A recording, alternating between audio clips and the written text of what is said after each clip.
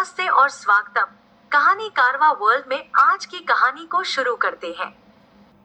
1922 में British पुरातत्वविद Howard Carter और उनकी टीम ने मिस्र की किंग्स वैली में एक अभूतपूर्व खोज की।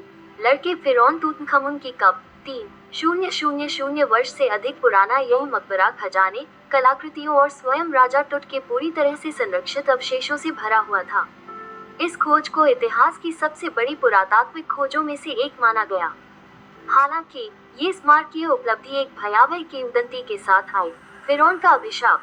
यह अफवाह थी कि जो कोई भी प्राचीन मिस्र के राजघराने की कब्रों को परेशान करेगा, उसे दुर्भाग्य, बीमारी या मृत्यु का सामना करना पड़ेगा। इसके बाद जो हुआ वो इस भयानक चेतावनी की पुष्टि करता प्रतीत हुआ। पहली मौत कब्र खोले जाने के कुछ ही समय बाद अभियान के धनी प्रायोजक लॉर्ड कार्नारवॉन की रहस्यमय परिस्थितियों में मृत्यु हो गई।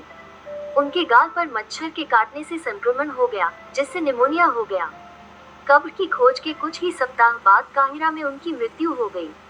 उनकी मृत्यु की रात कथित तौर पर शहर में एक अजीब ब्लैकआउट फैल गया था। त्रासदियों की एक श्रृंखला। लॉर्ड कार्नारवॉन की मृत्यु ने दुनिया भर में श्राप के प्रति डर पैदा कर दिया और कार्टर की टीम के अन्य सदस्यों को जल्द ही विचित्र और असामयिक मौतों का अनुभव हुआ।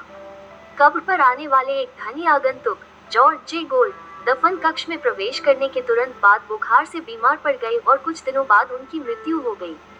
उत्खनन दल के एक प्रमुख सदस्य आर्थर मेस की 1 वर्ष के भीतर जहर से रहस्यमय तरीके से मृत्यु हो गई। तूतनखामुन की मम्मी का एक्सरे करने वाले रेडियोलॉजिस्ट आर्चिबाल्ड डगलस रीड की स्कैन करने के तुरंत बाद अचानक बीमारी से मृत्यु हो गई।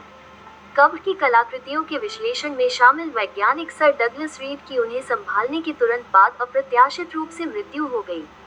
यहाँ तक कि हॉवर्ड कार्टर, जो अगले 16 साल तक जीवित रहे, ने भी खुदाई के आसपास अजीब घटनाओं की सूचना दी।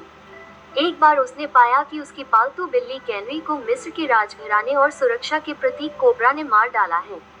स्थानीय लोगों के लिए ये श्राप द्वारा प्रतिशोध लेने का स्पष्ट संकेत था। संशयवादियों ने वर्षों से इस अभिशाप को खत्म करने का प्रयास किया है। कुछ लोग इन मौतों का कारण प्राचीन सांचे या बैक्टीरिया के संपर्क को मानते हैं जो सहस्राब्दियों से कब्र के अंदर बंद थे। श्राप की कथा आज भी कायम है। 2021 में मिस्र ने तूतनखामुन सहित 22 फिरौन की मम्मियों को एक नए संग्रहालय में स्थानांतरित कर दिया, जिसे गोल्डन परेड करार दिया गया।